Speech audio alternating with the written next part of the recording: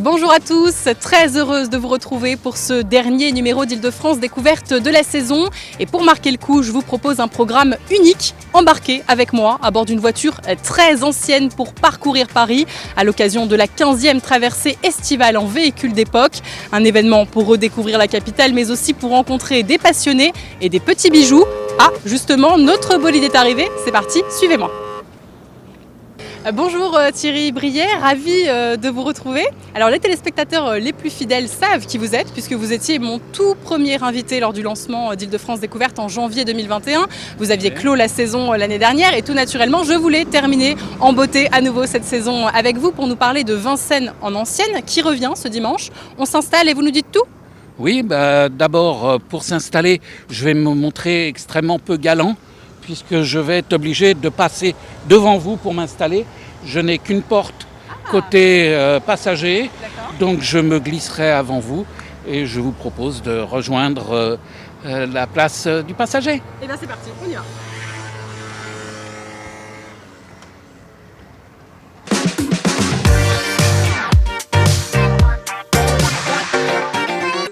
On va donc se faire notre propre traversée de Paris. Là, on est devant le château de Vincennes. On va où ? C'est quoi la prochaine étape ? On va aller au Tour du Haut, direction Pont National. C'est parti. Allez, je ferme. Oui ? Il n'y a pas de ceinture en fait. Ah non, Alors je vois qu'il y a même votre nom ici. oui, il y a toujours une plaque constructeur. Et alors elle date de quand cette voiture ? C'est une Citroën Trèfle de 1925. Allez, c'est parti, ça fait vroom vroom, on y va.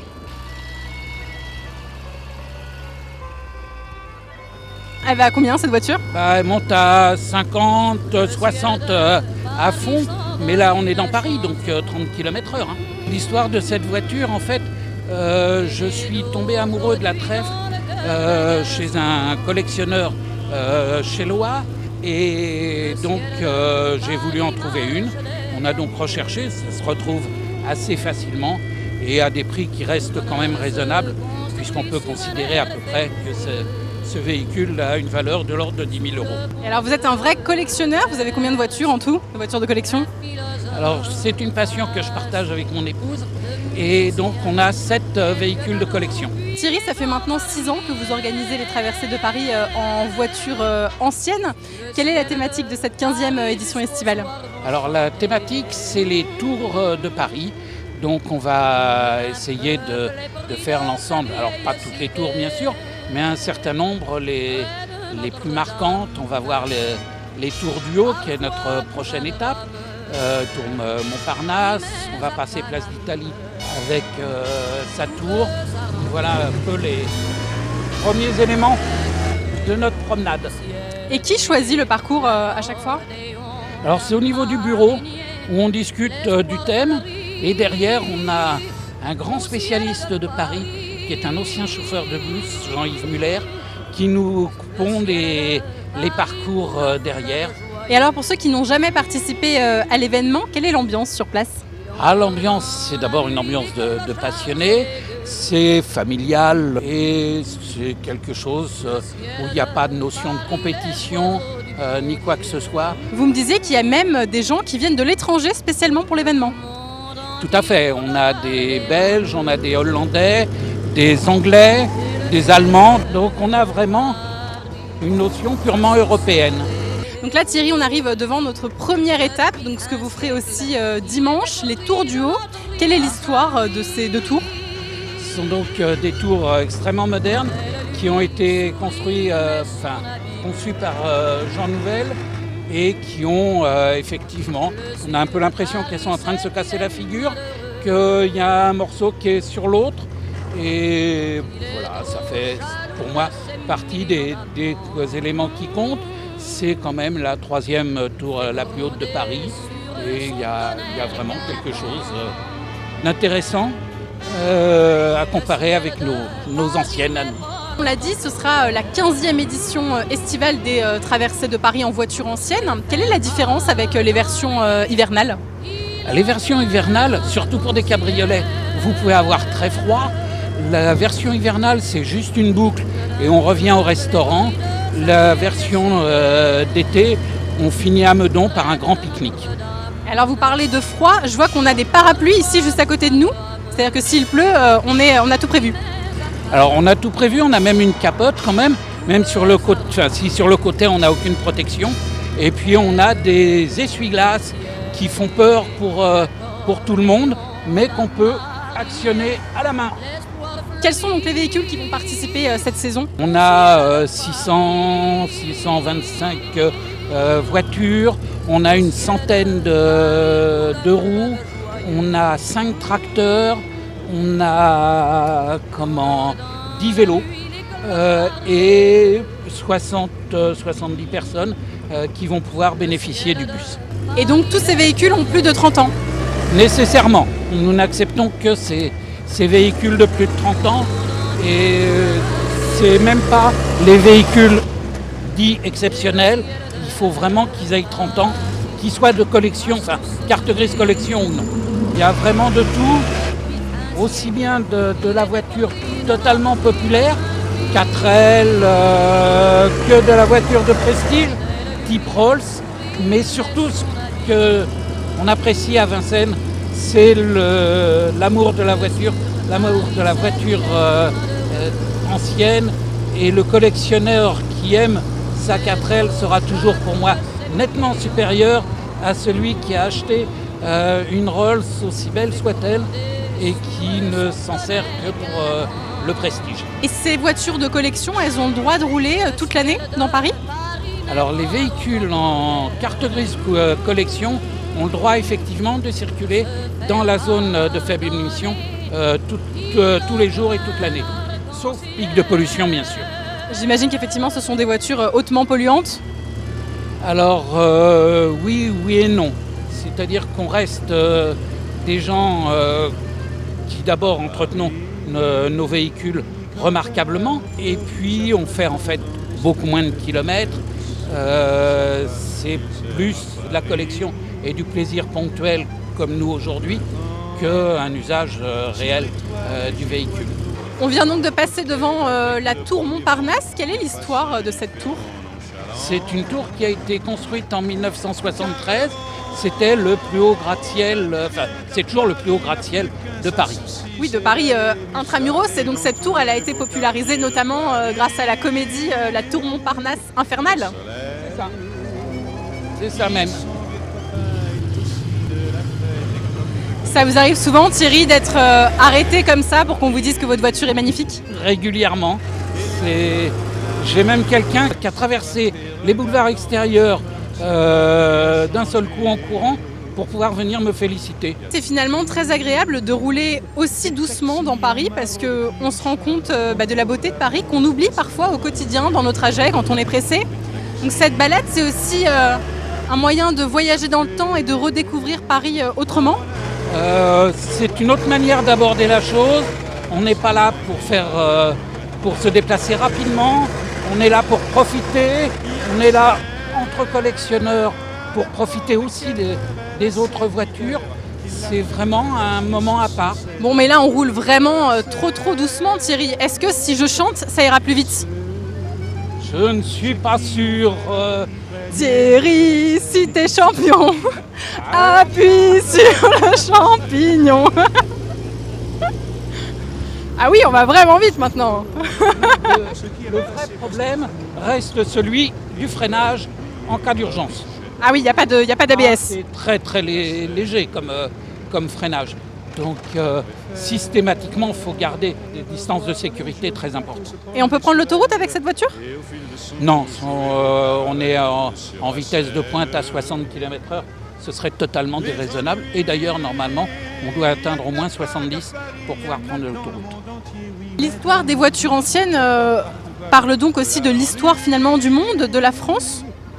Absolument, la France a toujours été une pionnière au niveau des voitures. Et donc c'est un patrimoine culturel, industriel, culturel qu'il faut absolument préserver. Et c'est pour ça que nos promenades comme ça sont vraiment des musées roulants. Et je crois qu'il est très important de maintenir ce genre de manifestation qui permet de voir ce vrai patrimoine.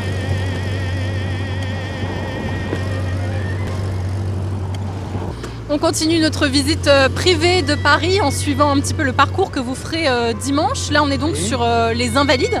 Quelle est l'histoire des Invalides ? Alors, l'histoire des Invalides est relativement ancienne, puisque ça a été fait par Louis XIV pour héberger les soldats qui avaient été blessés. Et donc, c'est d'ailleurs pour ça que ça porte le terme des Invalides. Et c'est le tombeau de Napoléon de Bonaparte. Effectivement, du tombeau de Napoléon Bonaparte et certains de ses proches également. À noter que c'est gratuit pour les moins de 26 ans. On n'est pas si mal à 50 km/h finalement. Vos cheveux risquent d'avoir du mal à se faire démêler après, mais... Effectivement, j'ai les cheveux au vent. Pas moi, donc j'ai toujours bénéficié de ça, même si le port d'une casquette serait quand même intéressant. On est donc maintenant en direction de la cour carrée du Louvre où on va terminer notre périple. On ne fait pas le trajet complet que vous allez faire dimanche. Quels sont les autres sites par lesquels vous passerez ? Les autres sites, on va passer donc au Trocadéro, on va passer à la Maison de la Radio, on va passer Parc des Princes, puis direction Meudon avec, pour ceux qui arriveront le plus tôt, un tour sur les tours de Meudon, où il y a 3 tours qui figurent sur le petit livre de route. Vous me disiez hors antenne que vous êtes le roi de la route. Alors je ne vais pas répéter tout ce que vous m'avez dit hors antenne, ne vous inquiétez pas. Mais est-ce que le code de la route sera respecté dimanche ou est-ce que le cortège sera prioritaire ? Non, on respecte totalement le code de la route, même s'il nous arrive quelquefois d'avoir du mal à respecter le 30 en ville. Mais non, c'est nécessairement dans le respect du code de la route. Quelques petits stationnements qui, quelquefois, sont un peu intempestifs, mais ça ne va pas plus loin. Et on salue la préfecture de police de Paris si elle nous regarde. Oui, qui arrive à nous tolérer, ce qui n'est pas toujours évident. On essaye d'éviter de faire trop de bêtises, mais c'est surtout des problèmes de stationnement. On est donc en face de la Tour Eiffel, passage obligatoire. Obligatoire, c'est vraiment le symbole de Paris. On ne peut pas faire passer outre. C'est ce que nous demande pratiquement tout le monde. Quand même une tour construite pour l'exposition universelle et qui a toujours duré alors qu'elle devait être démolie tout de suite après l'exposition. Votre voiture, elle attire beaucoup de regards, beaucoup de compliments. Vous le vivez comment ? C'est très sympathique et la plupart des gens sont vraiment sympas. On dit toujours que les Parisiens sont grognons. Je peux vous garantir que là, ce n'est pas le cas. Et vous avez pu voir déjà le nombre de gens qui nous ont salués alors qu'on ne les connaît absolument pas.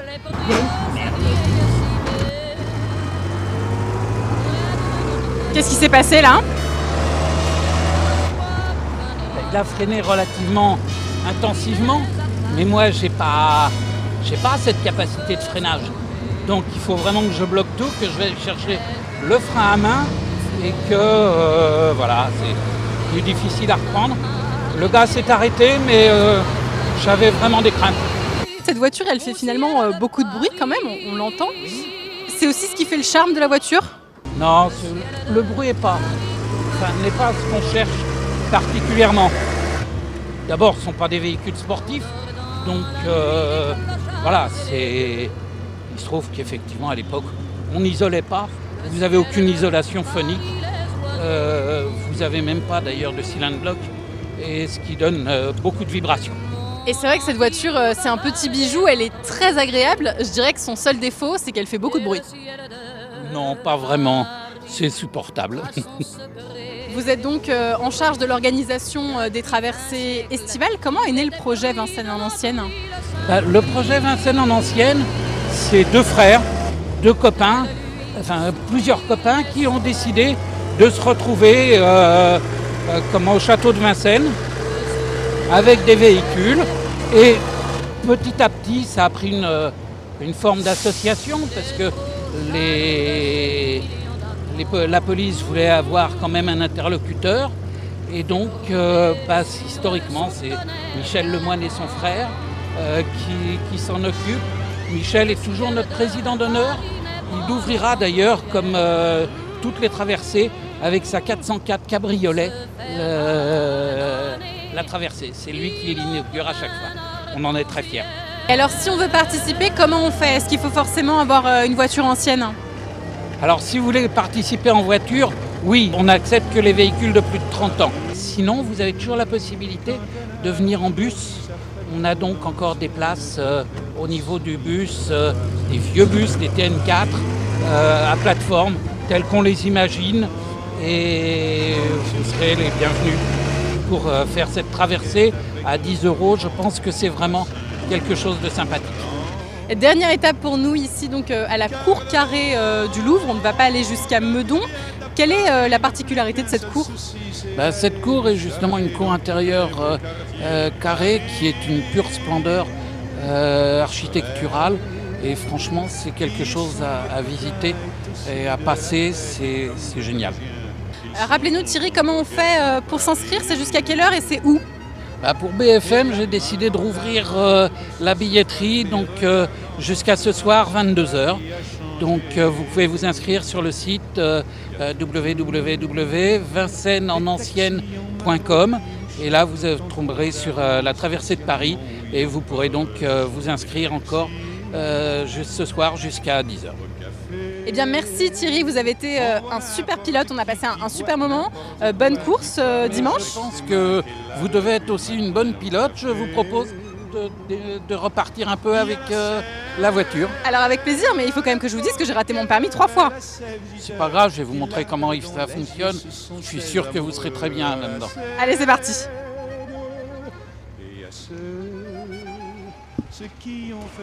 Est-ce qu'on peut baisser le siège sur cette voiture? Non, tout est fixe. Alors comment? On s'arrange. Thierry, ça y est, je suis installé. Comment on conduit cet engin? Alors, il y a donc 3 pédales, comme toute voiture, sauf que l'embrayage est à gauche, ce qui est normal. Vous avez l'accélérateur qui est au milieu et qui est très sensible, mais vous inquiétez pas, ça accélère pas très fort. Et la pédale de droite, c'est le frein. Et là non plus, ça ne freine pas très fort. Vous avez 3 vitesses, donc à manier avec le levier de vitesse. Première en bas, le point mort est toujours très flou. Et vous avez ensuite la deuxième en remontant, la troisième, mais en décalant bien, parce que si vous montez directement par rapport à la première, vous allez passer en marche arrière. Et donc je vois qu'il n'y a pas de clignotant. Non. Comment on fait du coup? On met le bras, tout simplement. Comme en vélo. Tout le monde comprendra ce que vous êtes en train de faire. Alors attendez, je vous confie le micro. D'accord.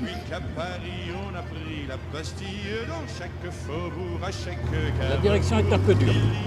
Il y a des filles qui sans arrêt sur les pavés nuit et jour font des tours à Paris.